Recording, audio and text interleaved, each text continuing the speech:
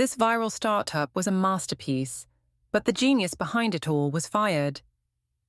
I'm exposing the truth, and it's going to blow your mind. They say revenge is a dish best served cold, but sometimes it's served with a side of viral exposure and a hefty dose of karma. My name is Emma Rodriguez, and I'm about to tell you how my secret code turned a failing startup into a billion-dollar empire, and how they tried to erase me from history. What they didn't count on was that I kept receipts. All of them.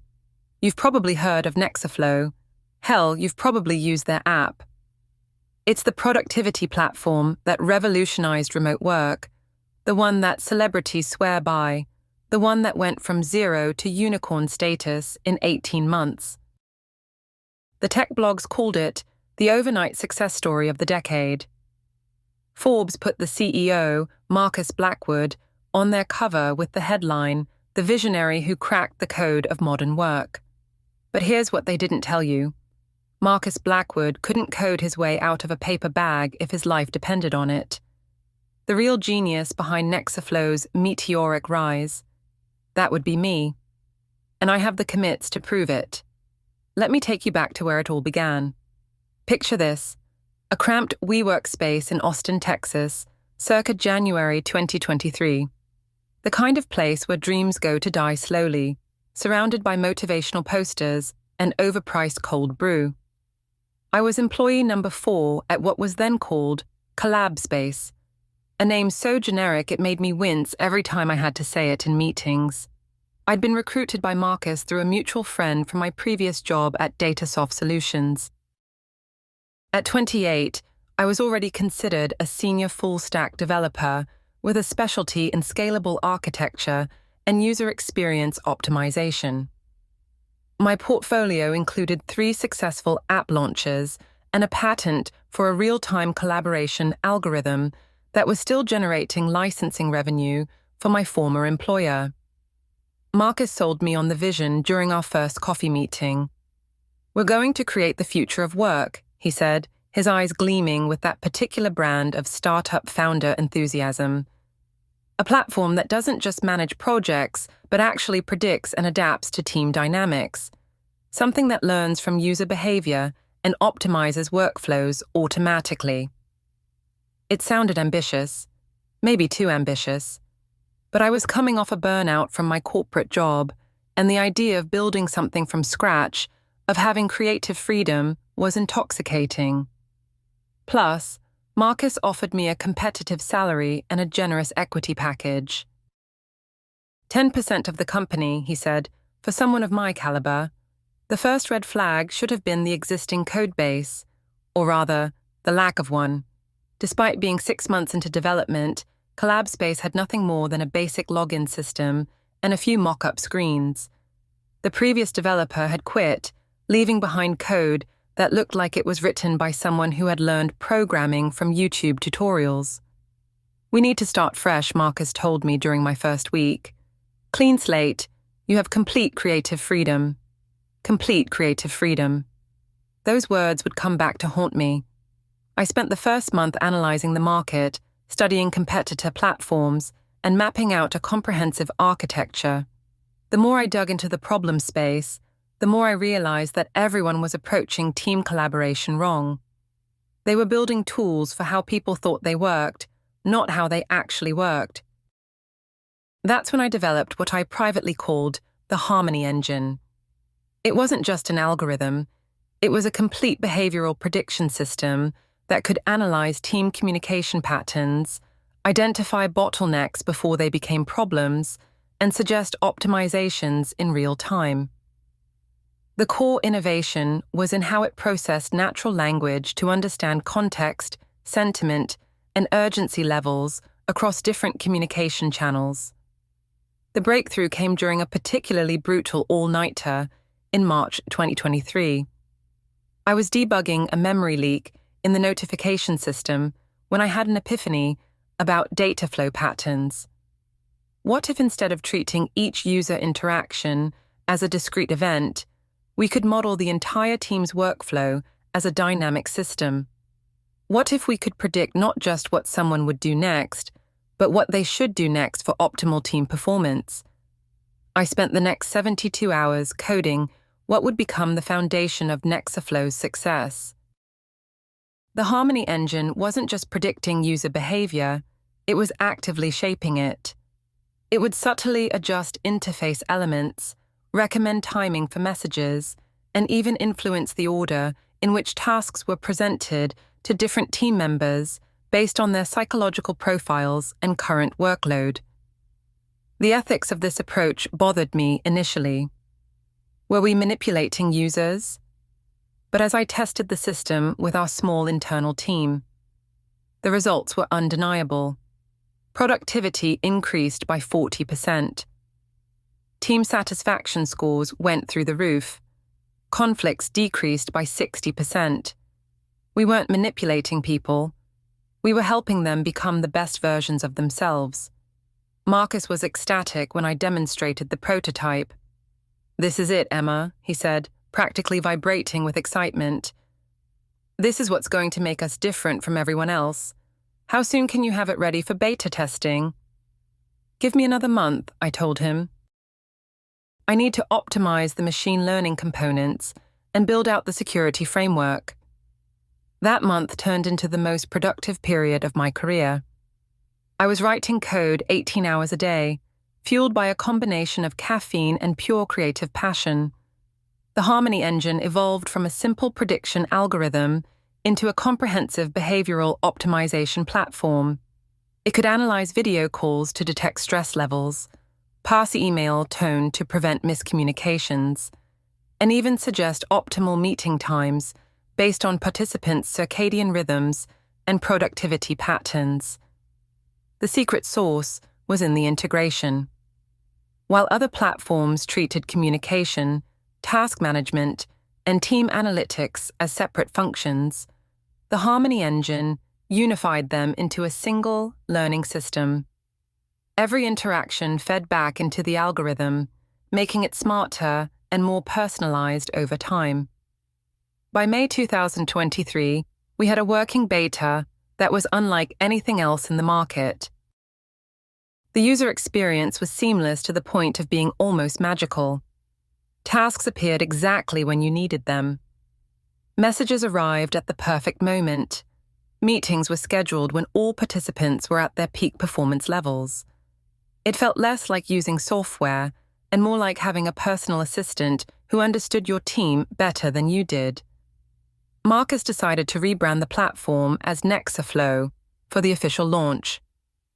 "It sounds more sophisticated," he explained, "more enterprise-ready." The launch strategy was aggressive.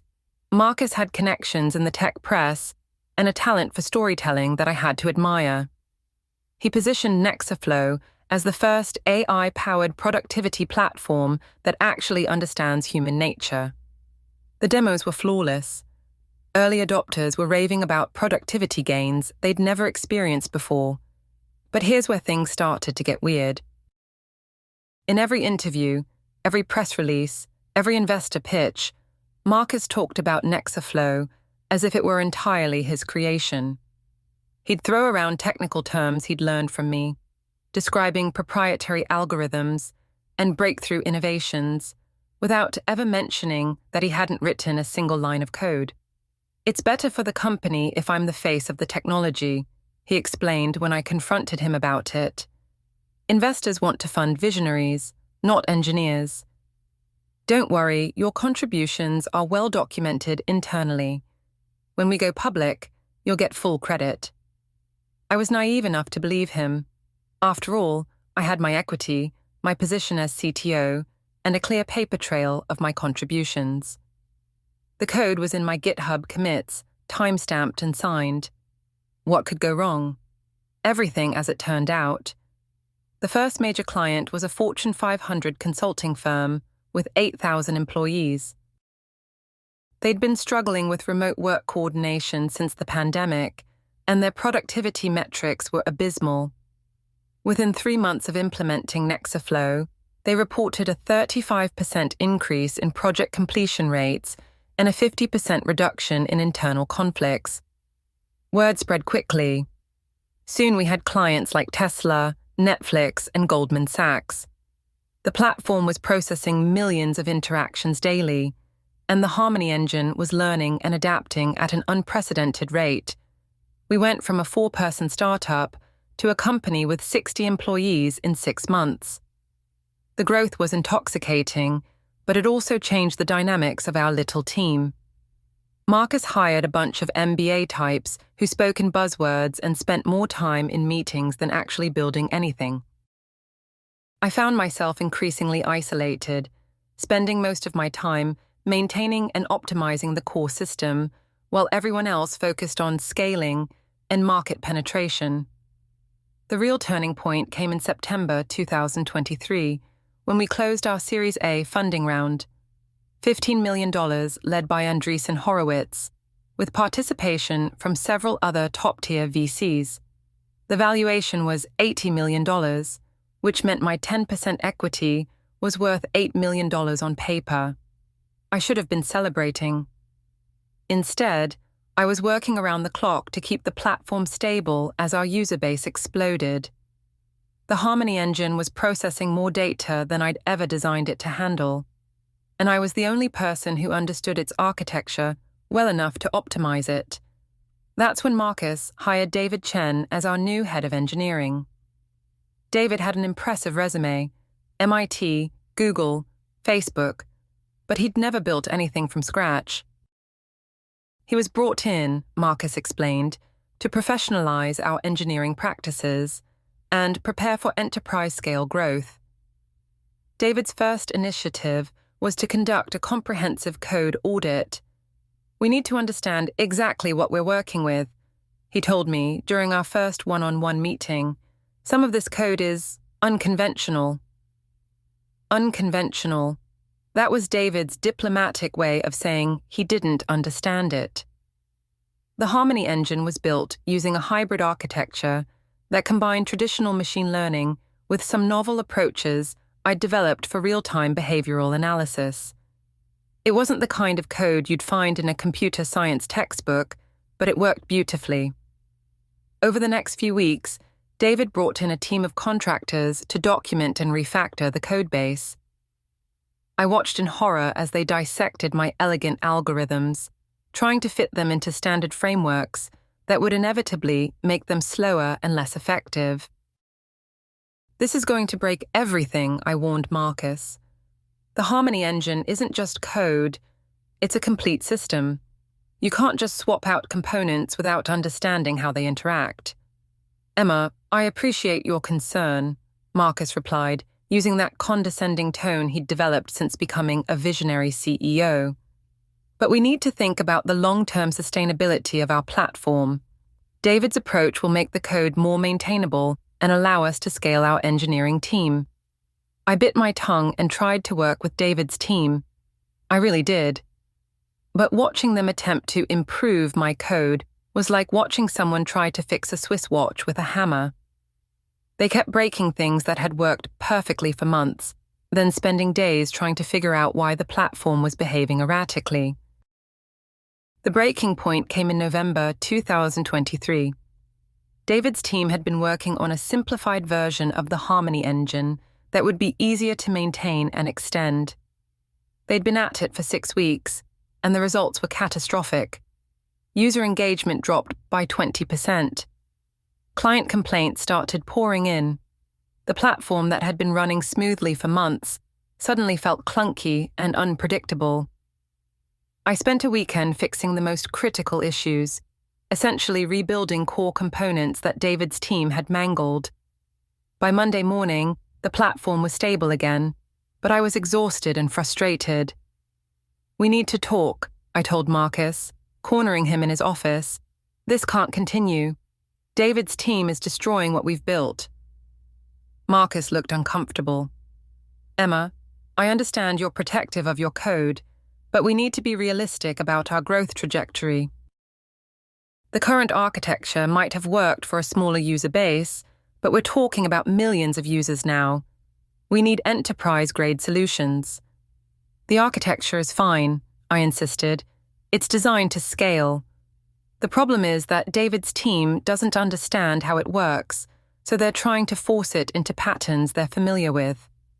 That's exactly the problem, Marcus said, leaning back in his chair. We can't have a system that only one person understands. What if something happens to you?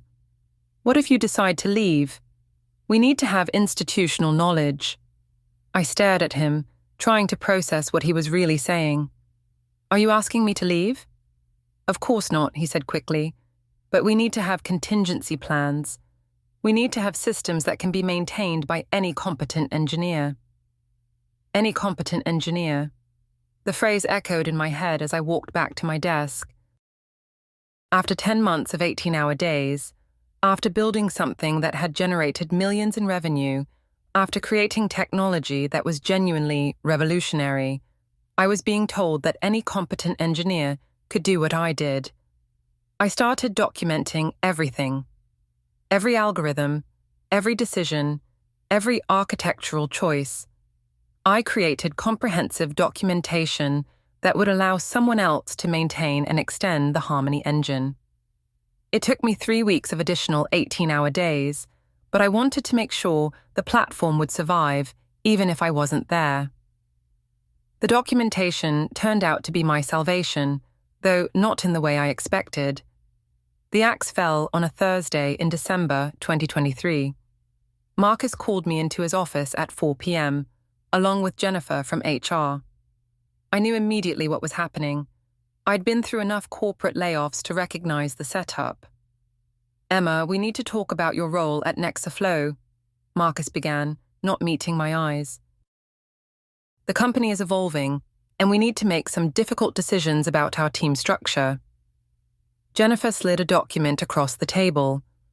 We're restructuring the engineering organization, she said in that practiced HR voice. Unfortunately, your position is being eliminated. I felt like I'd been punched in the stomach. My position, I'm the CTO. I built this entire platform. We're grateful for your contributions, Marcus said, still not looking at me. But we need leadership that's aligned with our current growth phase. David will be taking over as CTO, and we're confident he can lead the engineering team in the right direction. The severance package was generous, 6 months' salary plus accelerated vesting of my equity. On paper, it looked like a golden parachute. In reality, it felt like hush money. There's one more thing, Jennifer added, sliding another document across the table. We need you to sign a non-disclosure agreement regarding proprietary technologies developed during your employment. I scanned the document quickly. It was comprehensive, covering everything from trade secrets to client information to algorithmic innovations. Signing it would legally prevent me from discussing the Harmony engine or my role in developing it. What happens if I don't sign? I asked. Marcus finally looked at me. Then we'll have to reevaluate the severance package, and we'll need to explore legal options to protect our intellectual property. The threat was subtle but clear. Sign the NDA and take the money, or face a legal battle I couldn't afford. I thought about my savings, my rent, my student loans. I thought about the months it would take to find another job, especially if Nexaflow decided to make things difficult for me. I signed the document. Walking out of that office with my box of personal belongings felt surreal. 10 months earlier, I'd been excited about building the future of work. Now I was just another casualty of startup growth, another engineer whose contributions would be forgotten as the company moved on to bigger things. But here's the thing about being a good engineer. You always keep backups.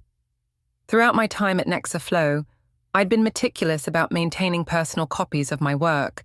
Not the company's code, of course. That would be theft. But my personal notes, my research, my architectural diagrams, my algorithm designs, all of that was mine. I'd developed those ideas on my own time, often during weekends and late nights when I was too excited to sleep. The Harmony engine wasn't just code. It was a comprehensive approach to behavioral optimization that I'd been developing for years. My work at Nexaflow had been the implementation of concepts I'd been researching since graduate school. The specific code base belonged to the company, but the underlying intellectual property was mine. I spent the Christmas holidays reviewing my documentation, trying to make sense of what had happened. The more I thought about it, the more I realized that Marcus had played this perfectly. He'd brought me in to build the core technology, then systematically isolated me, while positioning himself as the visionary behind it all. The hiring of David Chen, the code audit, the refactoring initiative, it had all been designed to make me redundant. The worst part was seeing how the story was being told in the press. In January 2024, Nexaflow closed their Series B funding round, $60 million at a $400 million valuation.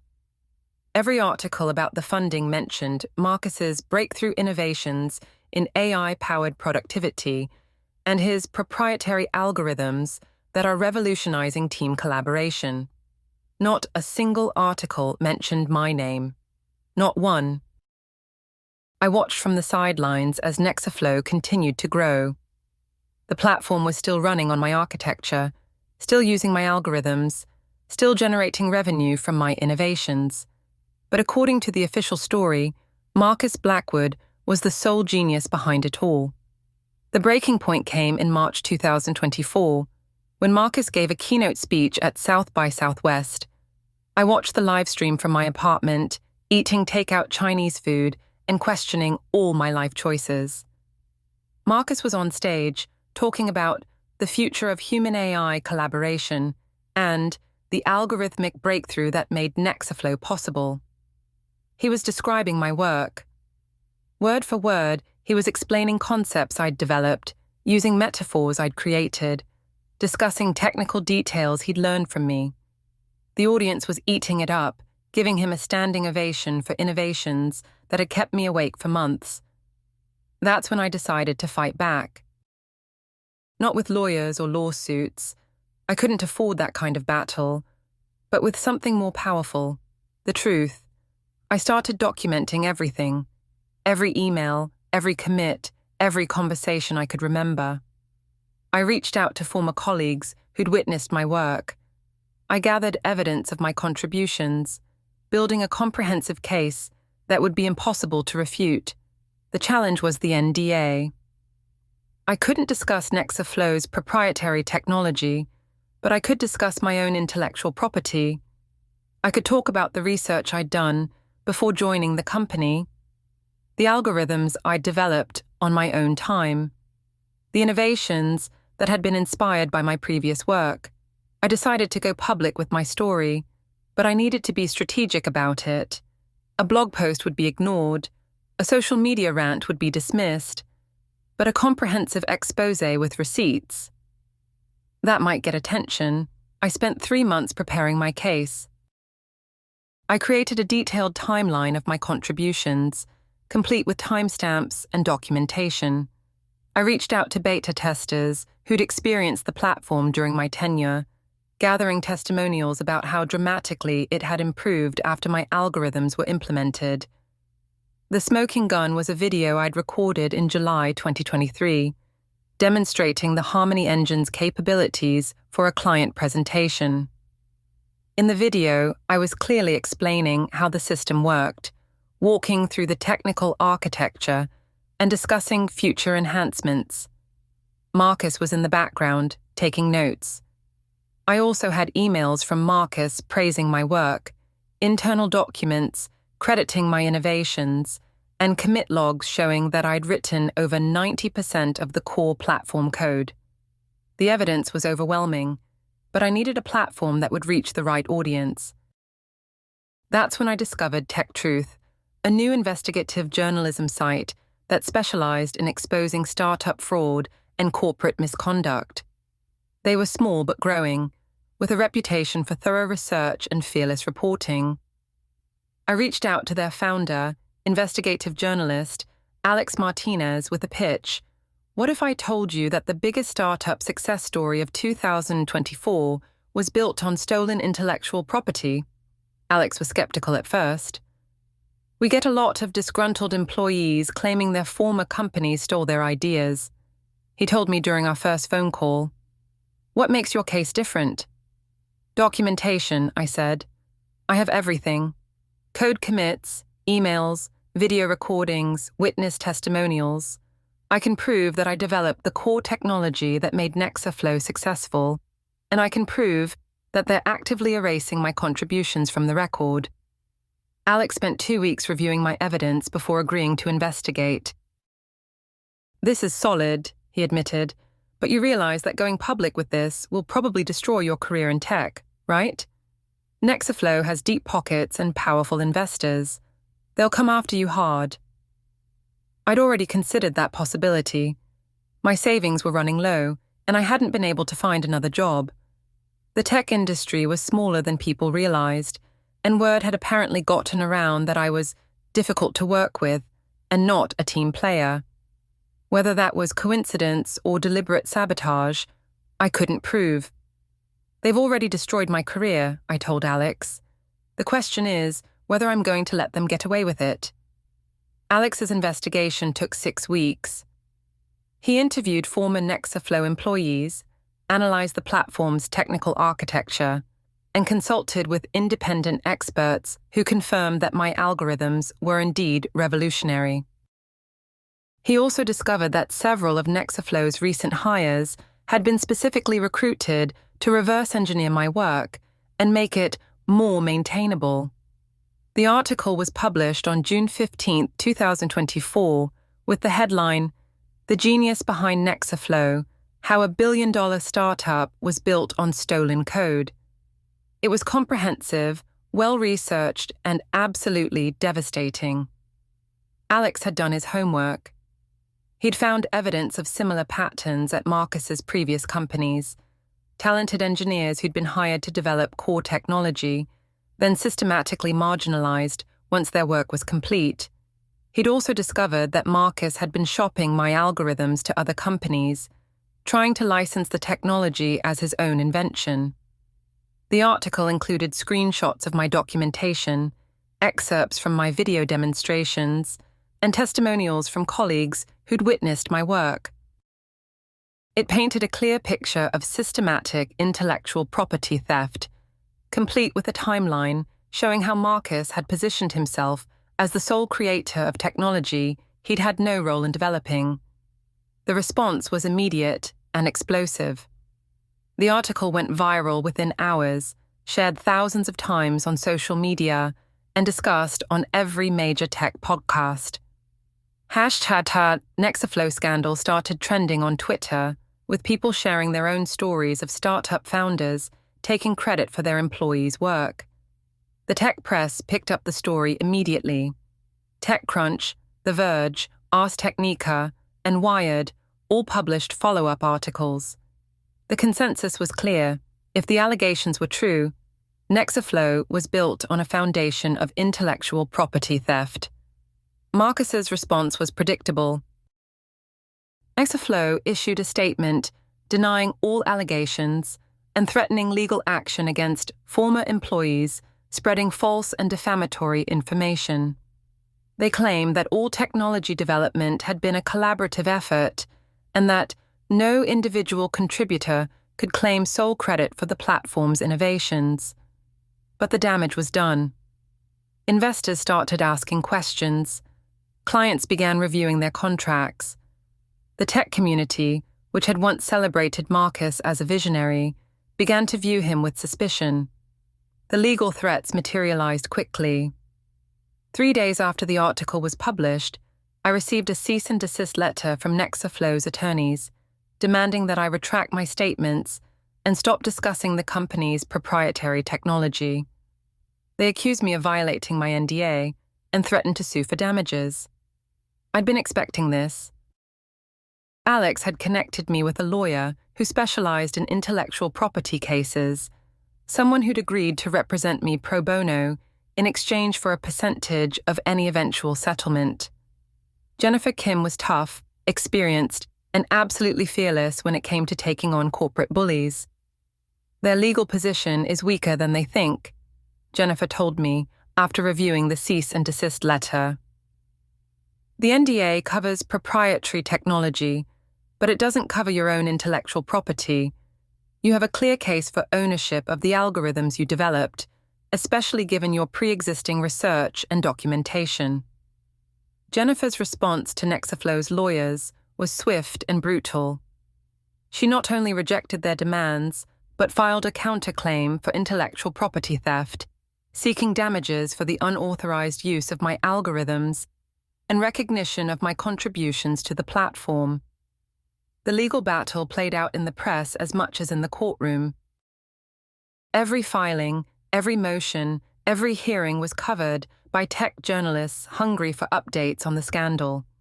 The story had everything: a brilliant engineer, a manipulative CEO, stolen code, and millions of dollars in stakes. Public opinion was clearly on my side. The tech community rallied around me, with prominent engineers and entrepreneurs sharing their own stories of having their contributions minimized or erased. A GoFundMe campaign to support my legal expenses raised over $100,000 in 2 weeks. But the real vindication came from an unexpected source: Nexaflow's own employees.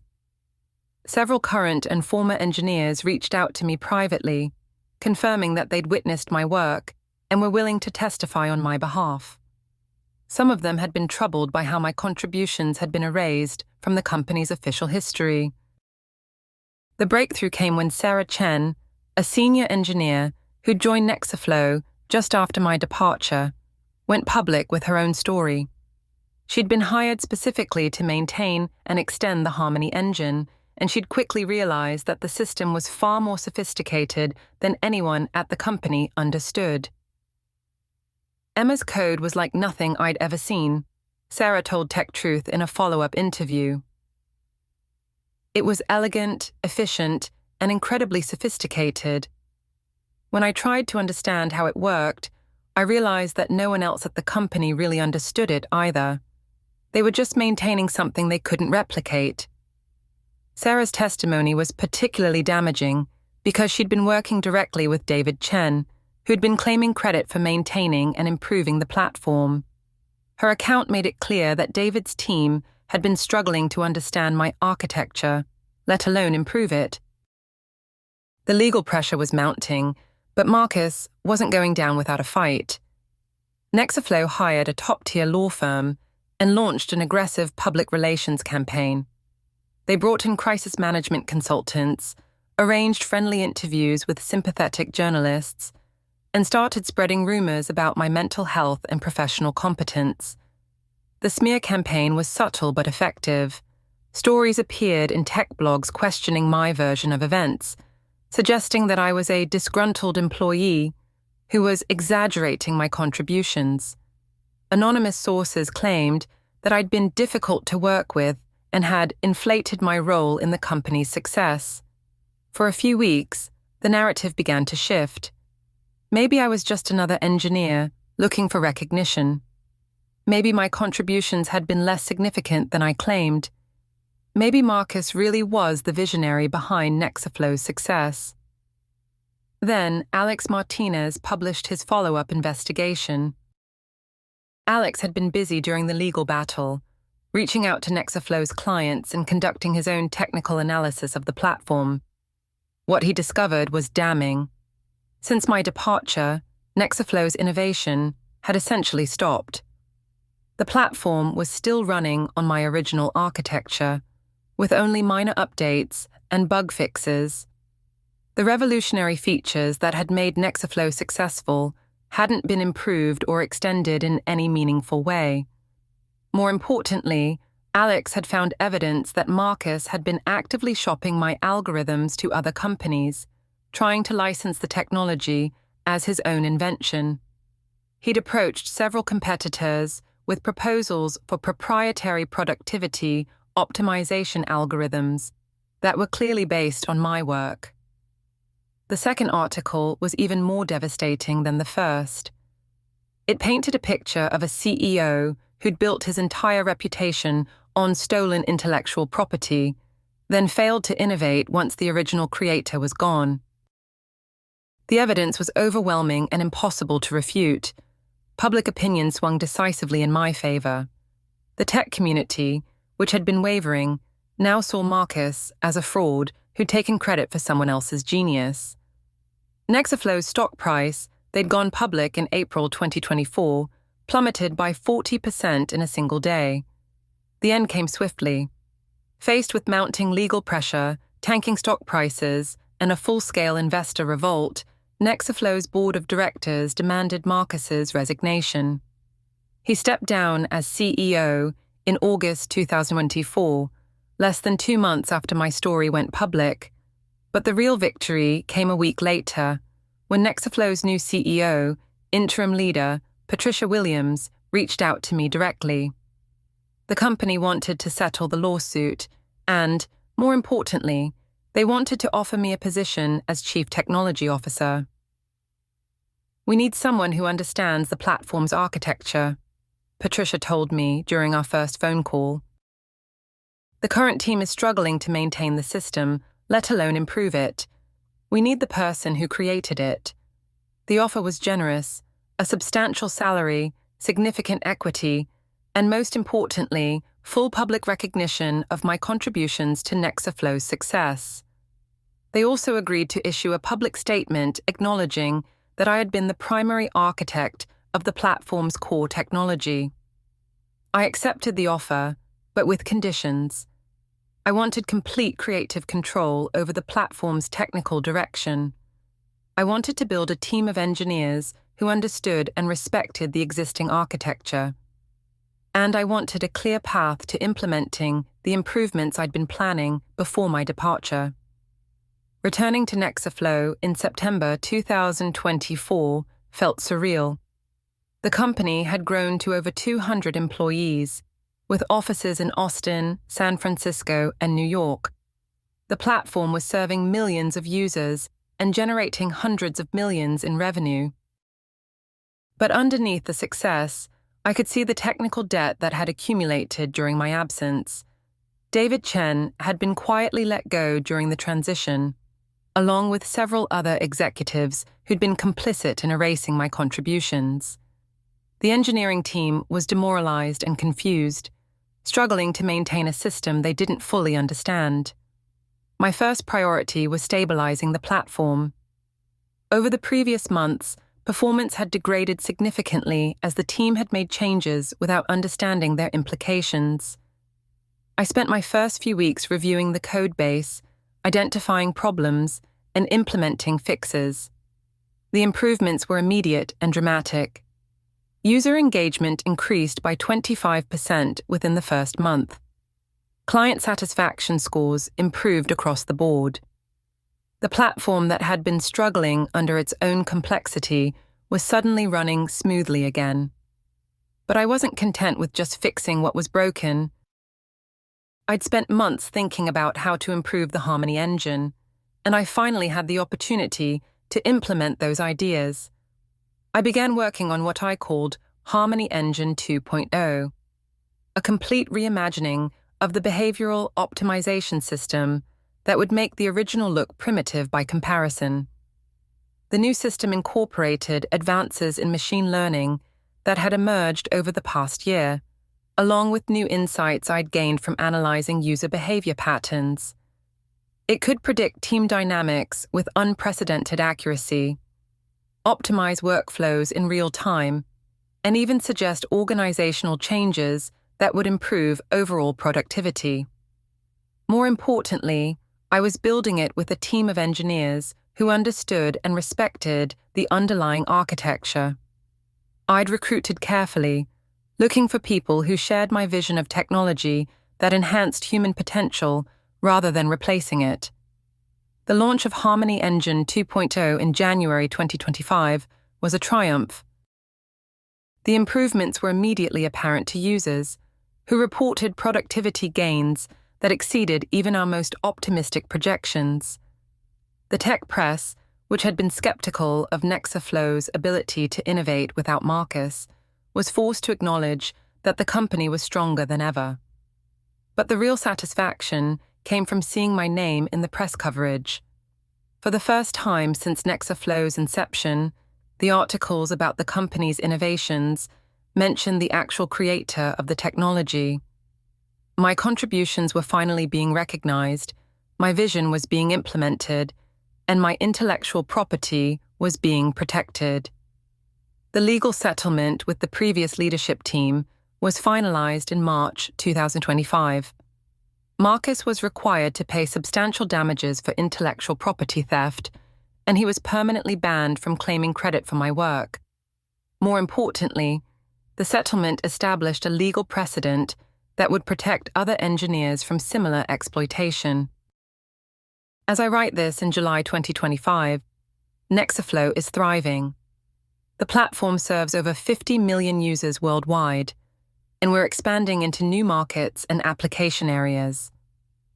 The Harmony engine has become the gold standard for behavioral optimization in productivity software. And we're licensing the technology to other companies who want to incorporate similar capabilities into their own products. But the real victory isn't financial or professional, it's personal. I've reclaimed my narrative, established my reputation as the creator of revolutionary technology, and built a team and company that values innovation and integrity over hype and manipulation. The tech industry has a problem with giving credit where it's due. Too often, the engineers who create the technology get marginalized, while the executives who market it get all the recognition. My story is just one example of a pattern that plays out countless times across Silicon Valley and beyond. But it's also a story of hope. It shows that the truth can prevail, that documentation and evidence can overcome even the most sophisticated attempts at narrative manipulation. It proves that talented engineers don't have to accept being erased from history, that we can fight back and win. To anyone reading this who's been in a similar situation, who's watched their contributions get minimized or stolen, who's been told that anyone could have done what you did, know that you're not alone. Document everything. Keep records. Trust your instincts. And never let anyone convince you that your contributions don't matter. The code doesn't lie. The commits don't lie. The truth has a way of surfacing, even when powerful people try to bury it. Sometimes revenge really is a dish best served cold, with a side of undeniable evidence and a generous helping of public vindication. Marcus Blackwood learned that lesson the hard way. He built his reputation on stolen brilliance, but brilliance has a way of shining through even the darkest attempts to obscure it. He thought he could erase me from Nexaflow's history, but history has a way of correcting itself. Today, Nexaflow is stronger than ever, built on a foundation of recognized innovation and protected intellectual property. The Harmony engine continues to evolve, helping millions of people work more effectively and collaboratively. And I'm exactly where I belong, at the center of the story, creating the future of human-AI collaboration. The startup world loves stories of overnight success, of visionary founders who change the world through pure force of will. But the real stories are more complex, more human, and ultimately more inspiring. They're about the engineers who turn visions into reality, the creators who build the future one line of code at a time. This is my story. This is my code. This is my vindication. And this is just the beginning.